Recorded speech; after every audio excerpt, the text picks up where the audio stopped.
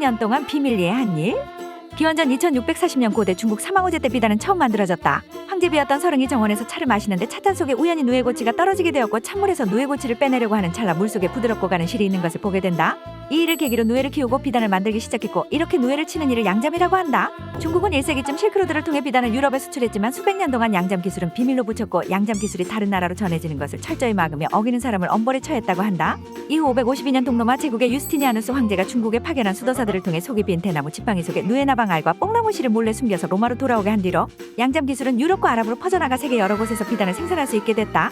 우리나라도 양잠을 활발히 진행하며 누에치는 방을 잠실이라고 불렀는데 어디서 많이 들어본 듯한 이 이름 잠실, 지금의 롯데타워가 우뚝 솟아있는 송파구에 위치한 그 잠실이 바로 이 잠실이다. 재판관이 뱀이라고요? 고대 사회에서는 재판을 할 때 인간의 힘으로 가리기 어려운 경우엔 신의 도움을 받는 심판을 했다고 한다. 무생물인 물불도를 가장 많이 사용했고 동물을 마시고 말짱하거나 끓는 물에 손을 넣었는데 말짱하거나 물에 들어가 오래 잠수를 한다면 불 위를 걷게 하고 말짱하다면 돌 위에 올라가서 돌이 하얗게 변한다면 죄가 없는 것으로 여겼다.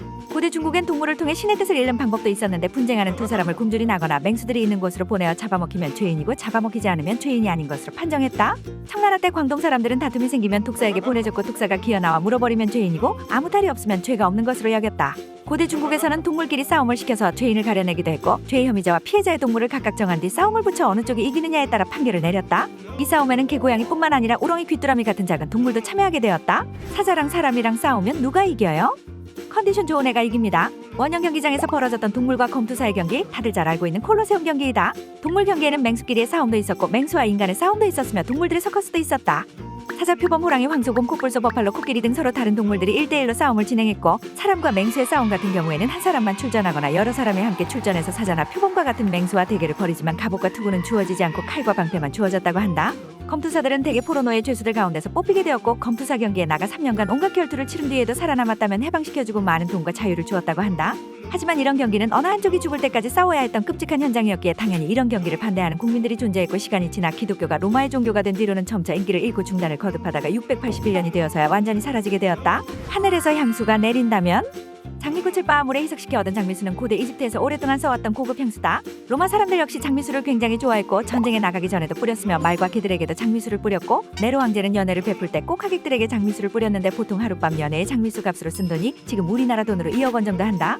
클레오파트라 역시 온몸의 각 부위마다 각자 다른 향을 발랐는데 두 손에는 장미, 몰약, 샤프란, 유향에서 얻은 카이피라는 향유를, 두 다리에는 아몬드 기름, 개수나무 껍질, 벌꿀, 오렌지꽃을 혼합해 만든 로션을 발랐다고 전해지며 밤에 목욕할 땐 물에 샤프란을 녹여 쓰고 낮에는 이 향료로 수프를 만들어서 먹었다고 전해진다. 그리스 사람들은 화장에는 관심이 없었어도 향수는 몹시 좋아했기에 장미수를 몸이나 옷에 묻히고 다녔으며 젊은 사람들은 너도 나도 향수를 쓰다가 빚더미에 앉기도 했기에 아테네에서는 젊은이에게 향수 파는 것을 금지하기도 했다. 비둘기의 몸에 장미수를 잔뜩 뿌린 뒤 비둘기를 공중에 띄워 향을 퍼뜨리게 하려고도 했다. 안녕 클레오파트라? 클레오파트라는 아버지가 죽자 남동생과 함께 권력을 나눠 가지게 되었으나 3년 뒤 일어난 권력 다툼으로 클레오파트라가 패배하여 나라 밖으로 쫓겨났다. 하지만 클레오파트라는 물러서지 않고 카이사르를 자기 편으로 만들어 왕위를 되찾겠다는 계획을 세우며 자신의 몸을 카페트로 말아 카이사르에게 바치게 했고 연인이 된 클레오파트라는 그의 도움을 받아 남동생을 쫓아내고 왕위에 오르게 된다.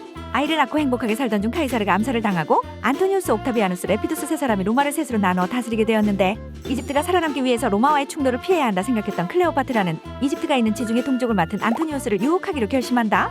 이후 안토니우스는 클레오파트라와 결혼하여 새 아이를 낳았고 아이들에게 자신의 권력을 나눠주겠다고 했지만 로마 시민들과 옥타비아누스는 절대 반대를 하며 막아서고 제지에 성공한 옥타비우스는 클레오파트라를 쇠사슬에 묶어 거리를 행진하게 하려 했으나 그런 모욕을 당하고 싶지 않았던 그녀는 스스로 독사에게 물려 생을 마감한다. 이걸 먹는다고요? 중국은 탁자, 잠수함, 비행기 빼고 모두 요리해 먹는다는 말이 나올 정도로 다양한 먹거리 천국이고 요리가 발달한 나라다. 중국에는 특이한 요리가 많은데 그 가운데 공발바닥 요리가 있고 특히 이 요리는 성인 맹자도 이 요리가 먹고 싶다고 말한 적이 있고 공발바닥 요리는 중국 고대 국가인 주나라 때부터 있던 중국의 최고급 요리로 여겨졌다고 한다. 원숭이 입술, 사슴목줄, 낙타 발톱, 짐을 싣는 낙타, 표범의 기복, 잉어꼬리, 매미배, 공발바닥 8가지 진귀한 요리를 즐겨 먹었다고 전해지며 그중 공발바닥 요리가 가장 인기였다고 한다. 평소 보면 앞발로 벌집을 부수고 꿀을 핥아 먹는데 오랫동안 벌침에 쏘인 발바닥에 로열 젤리가 많아서 겨울잠을 자다가 배가 고프면 발바닥을 빨아댄다고 하고 이 발바닥을 요리한 것이 곰발바닥 요리다. 곰발바닥 요리는 광동 지방이 제일 유명하고 백두산에서 좋은 꿀이 생산되기에 백두산 곰을 최고의 재료로 꼽고 그 중에서도 오른쪽 앞발의 것이 가장 값이 나간다고 전해진다.